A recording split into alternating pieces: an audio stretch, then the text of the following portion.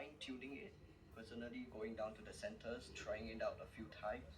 We can slowly tune and try different methods of trying to get it to stick to the main player, and eventually we managed to do it. And how long was that fine-tuning process? It took about 1 month. Yeah. Okay, quite okay lah, huh? Yeah. And how has Singapore Poly supported the team in tackling this project? Well, it comes from different elements. For example, earlier you mentioned the BT Hackathon and Challenge, right? Those are flagship entrepreneurship hackathons in Singapore Polytechnic. So that really gave us the funding, the connections, and the people to see what we have already built. And it gives us the validation for that. But on the depot level, I really appreciate my lecturers for giving me the trust and helping us a lot along the way. I remember one of these lecturers actually invited me to his house to interview his wife, because his wife is familiar in this space of physiotherapy. So he invited me to go to his house and interview his wife. So that was one thing that was very memorable to me, and it really supported us in this journey. Not just the funding, not just the opportunities, but really their support and their trust in just this bunch of students who have an idea, right? And whatever knowledge you need, they will try to support you and enhance that learning process.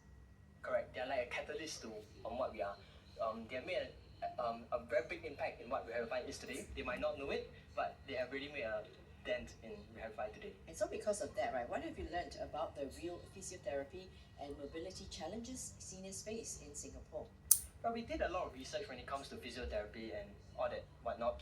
We are computing students after all, so it's very hard for us. Fundamentally, one thing I learned is that there's a skill, for example, in one kind of exercise, for example, for balance for seniors. Right, we have a scale of 1 to 10.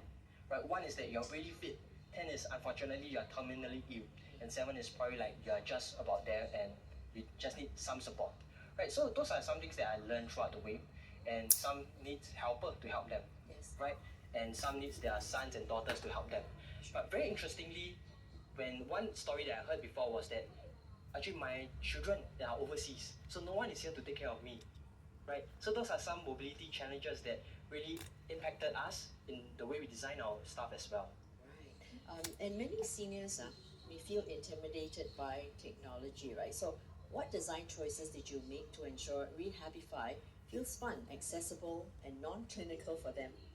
So when we design our application, we try our best to use vibrant colors, large text and buttons, so it's easy for the seniors to look at them and understand what the buttons or the items on screens are supposed to be. And on top of that, we integrated a lot of familiar icons for the elderly here. So for example, we have durian as one of our game, durian pong. It's quite How do you play that game? so to play that game, it's a multiplayer game. It's a two-player game. So one senior will stand on the left, the other will stand on the right, and they will raise one of their arms, and there will be a durian in the center, and they would have to hit the durian to make sure it doesn't enter their side. So it's a game of pong, but it's just digitalized, and it's actually it's But you need fundamentally trying to get them to do arm raises. Right. So yeah, Right. So there's an objective there, but very very fun way. So at the time when they take part, does it have to be two people at the same time, or they can do like individual, like against? So for that game specifically, there's two options. So there's a single player option and there's a multiplayer option. Right. So when it comes down to tech, right, what are the biggest challenges that the team faced when introducing it to a generation that might not be tech savvy? So the initial hurdle that we had was actually they were quite hesitant to come up and